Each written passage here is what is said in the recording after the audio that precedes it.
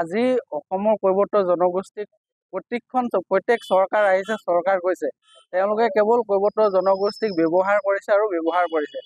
আমি কৈৱৰ্ত যুৱ ছাত্ৰ সন্মিলনে 2011 চনৰ পৰা প্ৰত্যেকখন চৰকাৰ যেতিয়াই আহিছে যে আমি প্ৰত্যেকখন চৰকাৰক এটাই দাবী আমি জনাই আহিছোঁ। মূল দাবীটো হৈছে আমাৰ কৈৱৰ্ত জনগোষ্ঠীক স্বায়ত্তশাসন প্ৰদান কৰিব লাগে।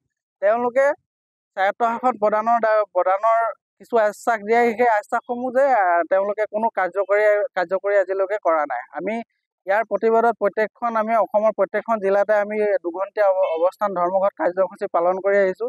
আৰু তেওঁলোকে যে আমাৰ কৈৱৰ্ত জনগোষ্ঠীক ব্যৱহাৰ কৰি আহিছে তাৰ এটা প্ৰমাণ আমি আপোনালোকক দিব পাৰোঁ।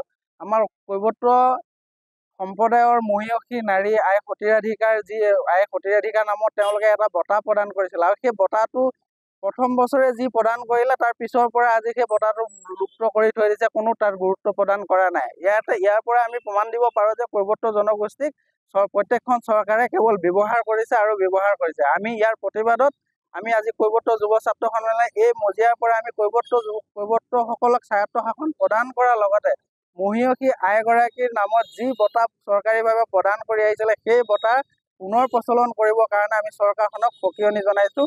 আমি সদৌ অসম কৈৱৰ্ত যুৱ ছাত্ৰ সন্মিলনৰ তৰফৰ পৰা ইয়াকে কৈছোঁ। সদৌ অসম কৈৱৰ্ত যুৱ ছাত্ৰ সন্মিলনৰ সংগ্ৰামী মজিয়াৰ পৰা আপোনালোক সকলোকে আন্তৰিক শ্ৰদ্ধা আৰু কৃতজ্ঞতা জ্ঞাপন কৰিছোঁ। বিশেষতে আমি 2011 চনৰ 27 নৱেম্বৰত জন্মগ্ৰহণ কৰা এই কৈৱৰ্ত যুৱ ছাত্ৰ সন্মিলনৰ মূল দাবীটোৱে আছিল যে কৈৱৰ্ত জনগোষ্ঠীক স্বায়ত্তশাসন প্ৰদান কৰা। তাৰ লগতে আমাৰ 15টা দাবী ইতিমধ্যে আমি প্ৰকাশ কৰিছোঁ, আৰু এই 15টা দাবীক লৈ আমি বিভিন্ন সময়ত অসম চৰকাৰক দাবী জনাই আহিছোঁ, আলোচনা কৰি আহিছোঁ। তেখেতসকলে কিন্তু আলোচনাৰ নামত আলোচনা কৰি আছে। আমাৰ যিসমূহ দাবী আছে এই দাবীসমূহ দাবীয়ে হৈ থাকিল। আমি 2023 বৰ্ষৰ আমাৰ কেন্দ্ৰীয় সমিতিৰ কাৰ্যনিৰ্বাহক সভাৰ সিদ্ধান্ত মৰ্মে আমি এলানি কাৰ্যসূচী ঘোষণা কৰিছিলোঁ।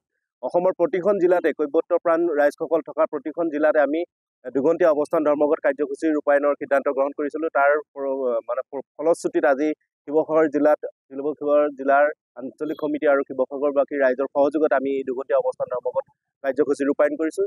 আৰু আমাৰ মূল দাবীটো হ'ল যে কৈৱৰ্ত জনসংখ্যা যিমানটো হাৰত বৃদ্ধি পাইছে, এই জনসংখ্যা বৃদ্ধি পোৱাৰ ক্ষেত্ৰত কৈৱৰ্ত জনগোষ্ঠীটো যেনেধৰণে উন্নয়ন সাধন কৰিব লাগে তেনেধৰণে আজিৰ তাৰিখত উন্নয়ন সাধন কৰা নাই। স্বাধীনতা ৭৫ বছৰ অতিক্ৰম কৰি গ'ল। SC নামত তেখেতসকলে কেইটকামান পইচা দি আমাৰ কৈৱৰ্ত জনগোষ্ঠীসকলক মাহীয়া দৃষ্টিভংগীৰে চাই আছে। এই কথাটো আমি কোনো পৰ্যায়ত মানি ল'ব নোৱাৰোঁ। আৰু আমি অসম চৰকাৰৰ পৰা বাৰে বাৰে কৈ আহিছোঁ যে আমাৰ কৈৱৰ্ত জনগোষ্ঠীটো যদিহে উন্নয়ন কৰিব লাগে তেনেহ'লে স্বায়ত্তশাসন প্ৰদান কৰক। অসমৰ বিভিন্ন জাতি জনগোষ্ঠীক তেখেতসকলে উন্নয়ন পৰিষদ দি জাতিসমূহ উন্নয়নৰ ক্ষেত্ৰত আগবঢ়াই লৈ গৈছে, আৰু আমাৰ কৈৱৰ্তৰ ৰাইজসকলে পিছপৰাই তেখেতসকলে ৰাখি থৈছে। এই ক্ষেত্ৰত আমি সদৌ অসম কৈৱৰ্ত যুৱ ছাত্ৰ সন্মিলনে বিভিন্ন সময়ত কৰি আহিছোঁ, আৰু আমি সদৌ শেষত আহ্বান জনাইছোঁ যে আমাৰ যি দাবী আছে এই দাবীসমূহ যদি তেখেতসকলে নস্যাৎ কৰে তেনেহ'লে অনাগত দিনত আৰু আহিবলগীয়া লোকসভাৰ নিৰ্বাচনত আমি এটা গুৰুত্বপূৰ্ণ ভূমিকা গ্ৰহণ কৰিম।